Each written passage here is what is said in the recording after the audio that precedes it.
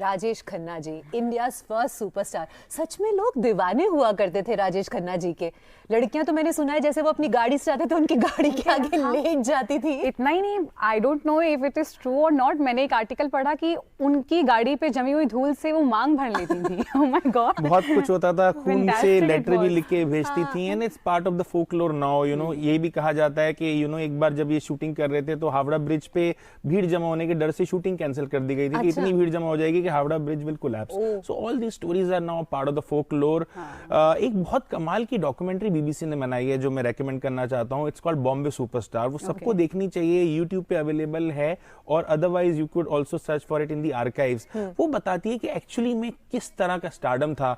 BBC को भी you no हफ्तों वेट करना पड़ा था टू एक्चुअली गेट टाइम कि जब राजेश खन्ना मिले और उनसे बातचीत की जाए और किस तरह से उनका कमिटमेंट है, डेडिकेशन है, वो भी इस डॉक्यूमेंट्री में देखने को मिलता है। So we get to see different dimensions of what made you know Rajesh Khanna this great phenomena जो 1970s से लेकर 1987 तक इंडियन सिनेमा के हाईएस्ट पेड एक्टर रहे थे। और अगर देखा जाए उनका पूरा जीवन, मतलब वो handsome young charming Rajesh Khanna से लेकर अगर हम उनकी आखिरी फिल्मों की बात करें, उन्होंने अपने करियर में एक्टिंग को कभी छोड़ा नहीं। I mean it was never his second priority I guess. तभी आप देखिए चाहे स्वर्ग की बात करें या फिर हम बात करें अवतार की, उन फिल्मों में भी जो उनके किरदार हैं कोई भुला नहीं सकता। अरे आप उनकी अगर अर्ली फिल्म्स भी देखें, इत्तेफाक जैसी फिल्म्स अगर आप देखें यू नो तो आपको दिखता है कि एक बहुत ही भूखा एक्टर है who is really you know keen on showcasing his craft. Yes. और जब आप 70s के उनके सुपर स्टारडम के एरा की बात करते हैं, चाहे हम यू नो आनंद की बात करें which is probably the pinnacle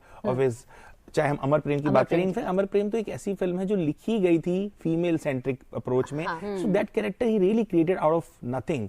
सो वो ही हैड दिस टेंडेंसी कि बहुत सारी फिल्म्स में छोटे टाइम में भी, डिस्को डांसर में भी, you know that disco dancer में एज हिज डैड। और अगर आप उनका डायमेंशन देखना चाहते हैं, वैरायटी देखना चाहते हैं, तो आज का एमएलए राम अवतार देखिए आप, एक अलग तरह का राजेश खन्ना उसमें देखने को मिलता है। So I am like a huge Rajesh Khanna fan और मुझे हमेशा लगता है कि you know Rajesh Khanna was really somebody जिसके करियर को स्टडी करना चाहिए और करा जाता है। शाहरुख खान है स्टडीड करियर वेरी क्लोजली और इंटरनेशनली भी यू नो लोग स्टडी करते हैं कि सुपरस्टार अगर बनना जाए तो कैसे बना जाए। अब जैसे अमर प्रेम और आराधना लगभग एक ही समय पर रिलीज हुई और आप देखिए उन दोनों में किरदार कितने अलग हैं। बिल्कुल, आप देखिए he was working with the best, you know शक्ति सामंता के साथ काम कर रहे थे, साथ ही साथ यू नो ऋषिकेश मुखर्जी के साथ काम कर रहे थे। और कई बार तो ऐसा होता था कि साइमल्टेनियसली शूटिंग्स चल रही होती थी।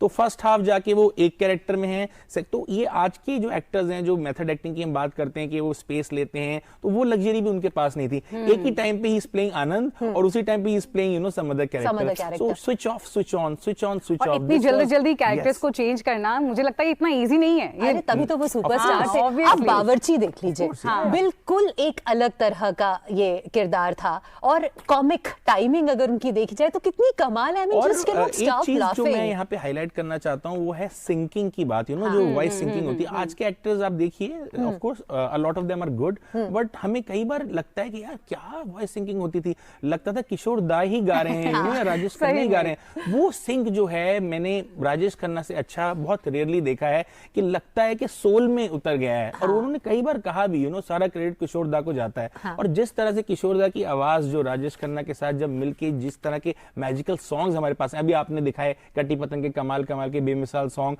अंदाज का हमने गाना देखा, और जितने भी सॉन्ग्स अगर आप देख लीजिए, इवन मोहम्मद रफी ने भी जो उनपे गाने गाए हैं, आई थिंक ये ऐसे हैं जो हम लूप में सुन सकते हैं, which is very rare, you know कि आप उन सॉन्ग्स को 40 साल टाइम कैप्सूल देंगे। आप उठाइए 60s का, okay you have something, 70s का यू हैव समथिंग, 80s का यू हैव समथिंग, और जो जिस तरह से उन्होंने सौतन और 50-50 जैसी फिल्मों से उन्होंने अपनी एक नई इनिंग्स की शुरुआत करी थी, यू नो, तो वहां पे भी मुझे बहुत कमाल का उनका स्पेस में काम मिलता है। आई थिंक उस जमाने में एक बहुत पायनियर थे वो, कि कैसे वो अलग अलग फेजेस में अपने आप को रीडिफाइन कर रहे थे। I agree. और सिर्फ एक्टिंग ही नहीं, हर एलिमेंट, जैसे आपने म्यूजिक की बात की, हर एक छोटी चीज उनकी मूवी में ना कमाल की होती थी। एब्सोल्युटली। जैसे डिस्को डांसर की बात हुई, उसके अंदर वो किरदार अपने आप में बहुत ही मजेदार किरदार था और जीवन में बड़ा स्ट्रगल के दिनों से आप देखिए, यू नो जैसे स्पोर्ट्स कार में कहा जाता है वो स्ट्रगल करते करते एक स्टूडियो से दूसरे स्टूडियो, और वहां से लेकर उनके अपने पॉलिटिकल करियर की बात करी।